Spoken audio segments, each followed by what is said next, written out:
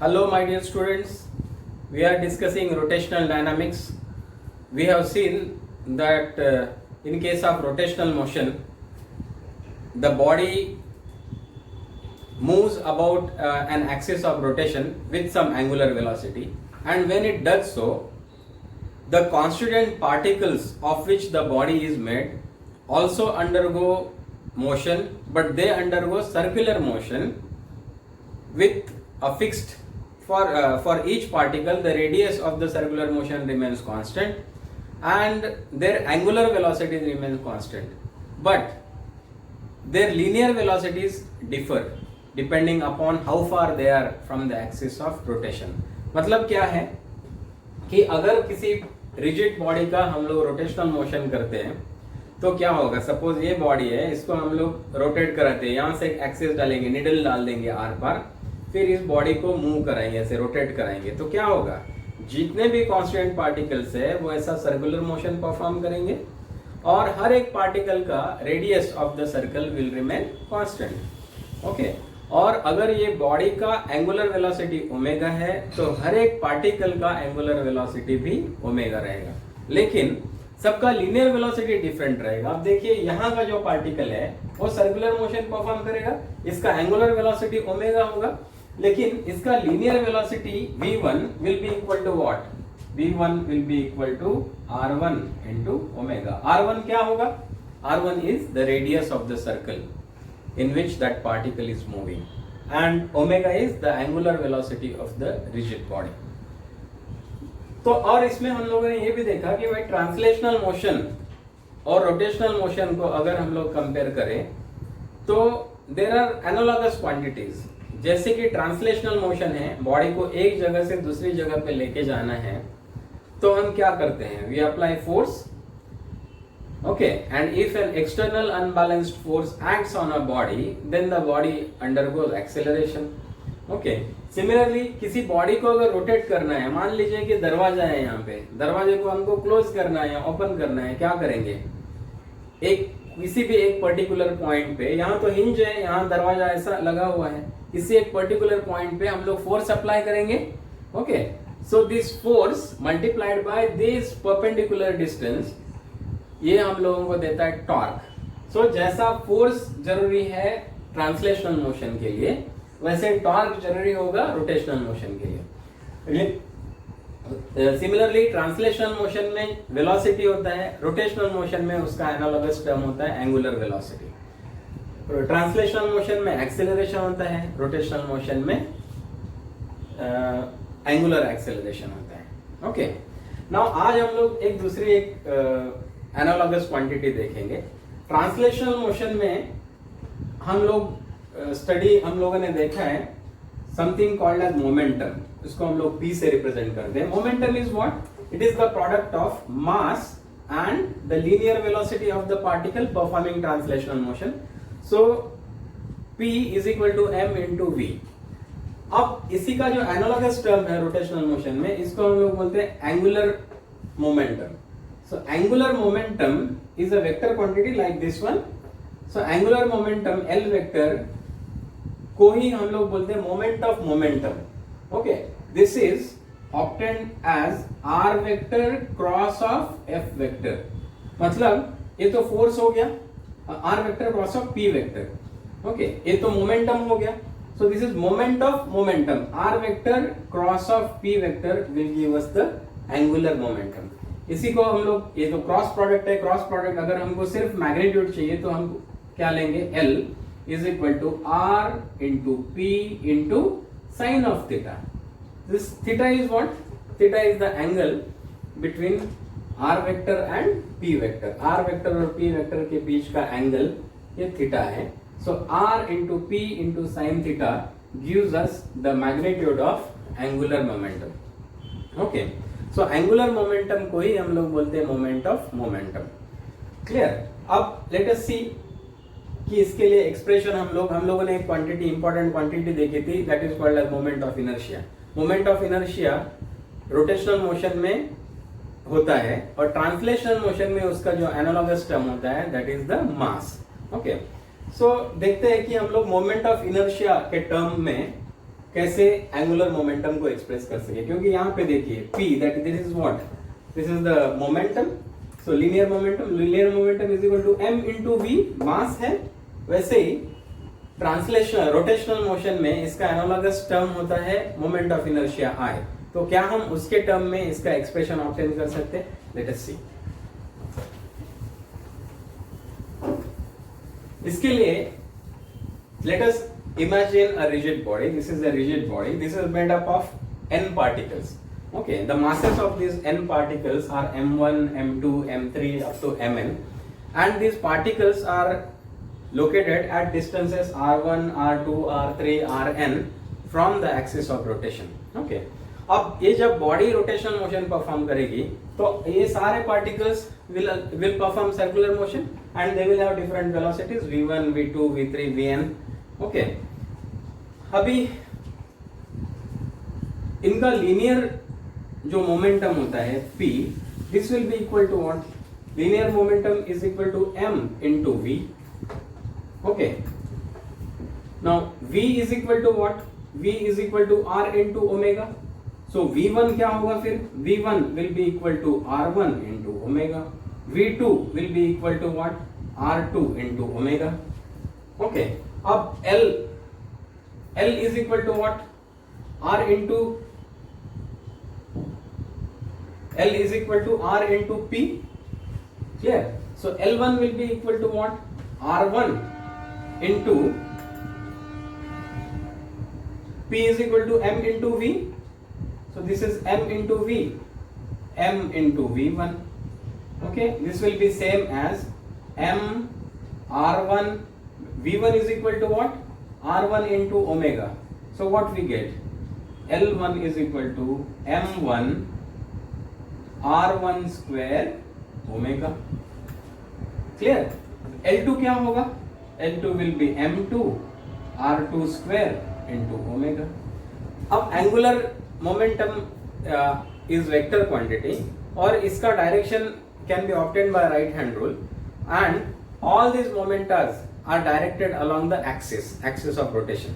अब since the direction of all these angular momentas is same, therefore हम लोग इसको directly add भी कर सकते हैं, scalar addition भी कर सकते हैं।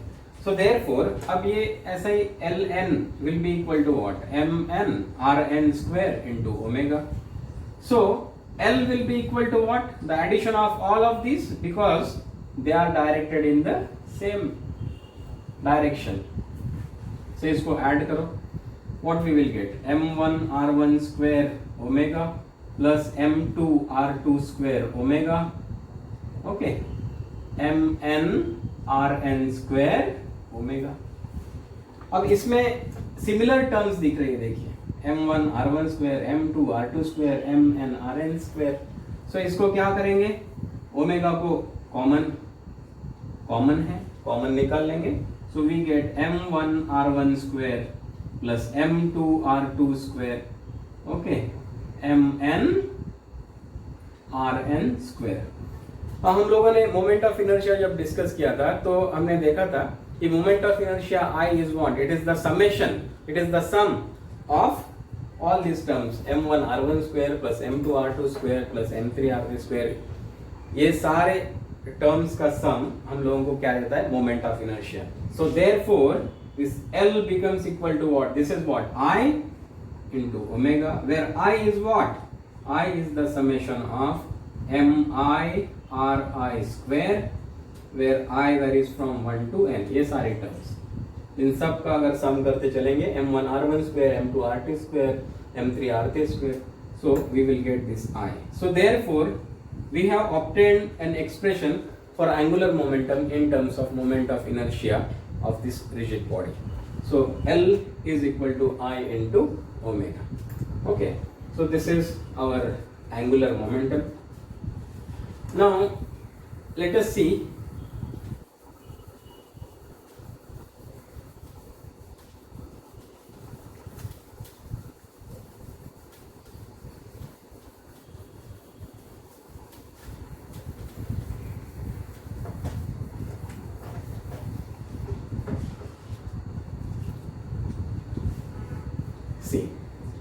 Now, when this body performs rotational motion, all the constituent particles are performing what? They are performing circular motion with different velocities, with different linear velocities v1, v2.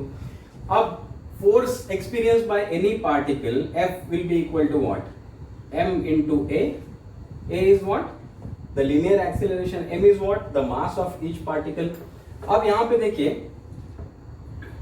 acceleration is equal to what? Velocity हमने देखा था v is equal to r into omega. Acceleration is equal to what? Circular motion में देखा था, acceleration is equal to r into alpha. Okay, so acceleration is equal to r into alpha. So acceleration, linear acceleration of the first particle will be equal to what? r1 into alpha. Alpha remains constant for all these particles just like omega. Okay, so a2 will be equal to what? Similarly r2 into alpha. Likewise, an will be equal to rn into alpha. ये सारे क्या है? Linear acceleration से ये particles के. अब जब ये पार्टिकल्स मूव करेंगे, सर्कुलर मोशन परफॉर्म करेंगे, तो इनका जो वेलोसिटी है that will be tangential.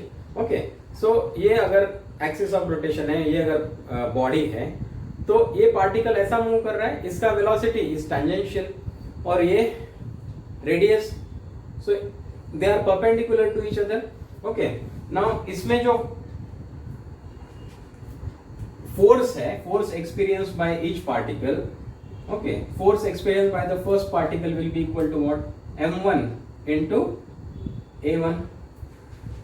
But a1 is what? m1 r1 alpha.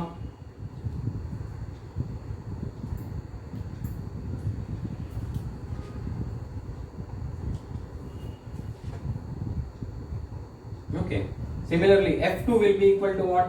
m2 r2 alpha. f3 is equal to what? m3 r3 alpha. Likewise. Okay, now we have seen the definition of torque. Torque is equal to what? r vector cross of f vector. Now इस case में we have seen that they are perpendicular to each other. Okay, so that sin theta will be equal to sin 90, so it will be 1. Okay, so torque is equal to what? R into F. Clear? So torque 1 will be equal to what? R1 into F1. तो F1 तो ये है हमारे पास. Okay, so R1 into F1 will be equal to what? M1 R1 square alpha. Torque 2 on the second particle, M2 R2 square into alpha. So torque, nth particle will experience a torque mn rn square into alpha. Okay, now ये सारे torques का direction same है, इसलिए हम लोग इनको add कर सकते हैं, लीनियर एडिशन, स्केलर एडिशन कर सकते हैं. स्केलर एडिशन करेंगे, so total torque is equal to the sum of all this torques. Let us see how much it comes. m1 r1 square alpha plus m2 r2 square alpha. Likewise mn rn square alpha. अब इसमें भी देखो, ये सारे terms are similar, so this will be m1 r1 square plus m2 r2 square plus mn rn square into alpha. Now what is this term? This is what? Moment of inertia that we have discussed in the discussion, and ये इसके पहले के topic में भी हमने देखा कि this is equal to what? I, that is moment of inertia. So therefore torque is equal to I into alpha. This is the expression of torque in terms of moment of inertia. So we have seen two formulas. Okay, जैसे कि linear momentum में हमारे पास क्या होता है? Linear momentum में P is equal to what? M into v. वैसे ही एंगुलर मोमेंटम में L is equal to what? I into omega. Okay, torque is equal to what? Force is equal to mass into acceleration. Mass का analogous term इस case में moment of inertia है, इसलिए this will be equal to what? I into alpha. Okay, so these two formulas we have discussed today. Okay, now we have seen angular momentum. We have also studied in translational motion, the conservation of linear momentum, उसमें क्या देखा था हमने? देखिए कोई अगर isolated system है, isolated system मतलब दूसरा बाहर से उसके साथ कोई इंटरेक्ट नहीं कर रहे हैं, तो आइसोलेटेड सिस्टम में अगर बाहर से कोई भी नेट फोर्स एक्ट नहीं होता है, okay, in the absence of net external force on an isolated system, it's linear momentum remains constant. Okay, so linear momentum P remains constant if there is no net external force acting on a body. वैसे ही similar law is there in case of angular momentum. Okay, angular momentum में क्या है? अब वहां पे force था, यहां पे क्या होगा? टॉर्क होगा. So in the absence of net torque acting on a body, the angular momentum of a rotating body remains constant. Okay, let us see. हम लोग जानते हैं कि angular momentum L vector is equal to what? R vector cross of P vector. Okay, अब इसको differentiate करते हैं with respect to time. क्या हो जाएगा? dl vector by dt is equal to, यहाँ पे प्रोडक्ट रूल लगेगा. Product rule is what? First function into derivative of the second function with respect to t करेंगे, plus derivative of the first function into the second function. अब इसमें देखा होगा आपने कि dr vector by dt is what? इसी को तो हम लोग velocity बोलते हैं. Okay, and dp vector by dt, rate of change of momentum, is called as what? Force.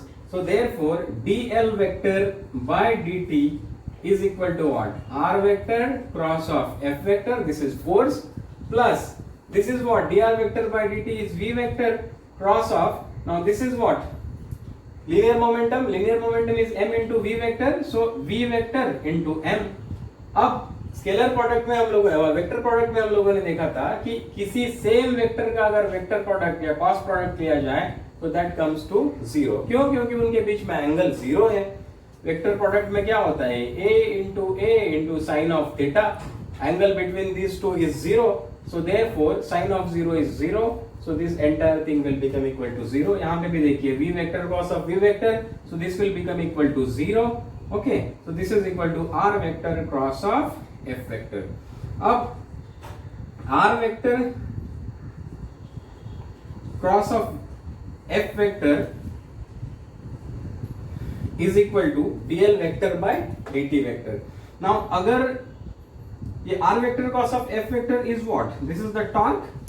Okay, अगर बाहर से कोई भी टॉर्क एक्ट नहीं कर रहा है, इसका मतलब torque is equal to what?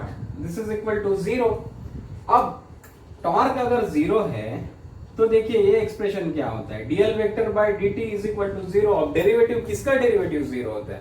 Derivative उसी चीज का जीरो होता है जो कि कांस्टेंट हो. इसका मतलब ये L क्या है? This is constant. इसीलिए हम लोग बोलते हैं कि if there is no net torque acting on a body, then the angular momentum of that body remains constant. This is called as law of conservation of angular momentum. इसका मतलब क्या है? अब एंगुलर मोमेंटम हम लोग जानते हैं. Angular momentum क्या है? I into omega. So I1 omega 1 पहले जितना भी एंगुलर मोमेंटम होगा उतना ही एंगुलर मोमेंटम बाद में होगा. Okay, so I1 omega 1 is equal to I2 into omega 2. अब ये कांस्टेंट ही रहेगा. इसका मतलब ये अगर घट जाता है, I1 पहले सपोज 10 था और बाद में अगर 8 कर दें, अब ये दोनों कांस्टेंट ही रहना है. पहले अगर ओमेगा 6 था, पहले सपोज ये 8 था तो 80 था इसका एंगुलर मोमेंटम पहले. अब since I1 has become 8, now this must increase so that it remains constant. तभी तो ये इक्वल रह पाएगा, कांस्टेंट रह पाएगा. सो अगर I घटता है तो ओमेगा को बढ़ना होगा, अगर I बढ़ता है तो ओमेगा को घटना होगा. ओके, सो इसका एप्लीकेशन कहाँ होता है? देखिए जैसा डाइविंग में हम लोगों ने देखा होगा कि डाइविंग में ऊपर डाइवर ऊपर चढ़ता है. ओके, वो बोर्ड पे खड़ा हो जाता है एंड बोर्ड से वो जंप करने के बाद, ओके, जैसा ही वो बोर्ड से जंप करता है तो नीचे आते समय वो क्या करेगा? वो देखिए अपने बॉडी को ऐसा कर्व करेगा, ओके, हाथ और पाँव को पास पास में लाएगा, ओके। उससे क्या हो जाएगा, उसका बॉडी का जो मास डिस्ट्रीब्यूशन था, पहले तो बहुत मास डिस्ट्रीब्यूटेड था, पूरा ऐसा था, ओके, तो इसका मोमेंट ऑफ इनर्शिया ज्यादा था। अब जब ये पास में आएगा, व्हाट विल हैपन, इसका मोमेंट ऑफ इनर्शिया कम हो जाएगा। अब मोमेंट ऑफ इनर्शिया कम हो गया तो ओमेगा को बढ़ना ही होगा, मतलब एंगुलर वेलोसिटी को बढ़ना होगा। अब इसके कारण क्या हो जाएगा, जब वो नीचे आ रहा है तो उसका रोटेशन फास्ट होगा, बहुत फास्ट घूमेगा, और लास्ट में जब पानी में जंप करने वाला होता है, डाइव अंदर जाने वाला होता है, तब अगेन वो बॉडी को अपने स्ट्रेच कर देता है, ओके। सो अब वो since he reduces the moment of inertia, उसका एंगुलर वेलोसिटी इंक्रीजेस, ओके। इससे उनको उसको मदद मिलती है अंदर तक जाने के लिए, और दूसरा अच्छा दिखता भी है, क्योंकि it's about how it appears also ना, तो this is an application of that. Similarly ballet dancers देखा होगा, आइस स्केटिंग में जब ग्रुप में स्केट कर रहे होते हैं तब क्या हो जाता है, वो एक दूसरे के हाथ में ऐसे पकड़े हुए होते हैं, ओके। जब वो लोग सब पास में रहेंगे तो इसका मोमेंट ऑफ इनर्शिया कैसा होगा, कम होगा। क्यों, क्योंकि ये सेंटर है, इसके अराउंड वो लोग घूम रहे हैं, क्लियर। मोमेंट ऑफ इनर्शिया, मास पास में है, मोमेंट ऑफ इनर्शिया कम है, तो क्या हो जाएगा, मोमेंट ऑफ इनर्शिया कम है, तब जो भी एंगुलर वेलोसिटी रहेगा ओमेगा 1, अब उसके कंपैरिजन में बाद में उसका क्या होता है, देखिए अब बाद में क्या करेंगे, वो लोग स्प्रेड आउट होंगे, ऐसा दूर दूर, पैर भी फैलाएंगे, हाथ भी फैलाएंगे, तो now the moment of inertia increases. Moment of inertia increase होगा तो ये क्या होना चाहिए, घटना चाहिए, डिक्रीज होना चाहिए, ओके। सो अगर मोमेंट ऑफ इनर्शिया बढ़ता है तो एंगुलर वेलोसिटी घटता है, अगर मोमेंट ऑफ इनर्शिया घटेगा तो angular velocity will increase, okay. So these are some applications of law of conservation of angular momentum. This is interesting, और हम लोग इसके एप्लीकेशंस भी देख पाते हैं, एक्सपीरियंस कर पाते हैं, ओके।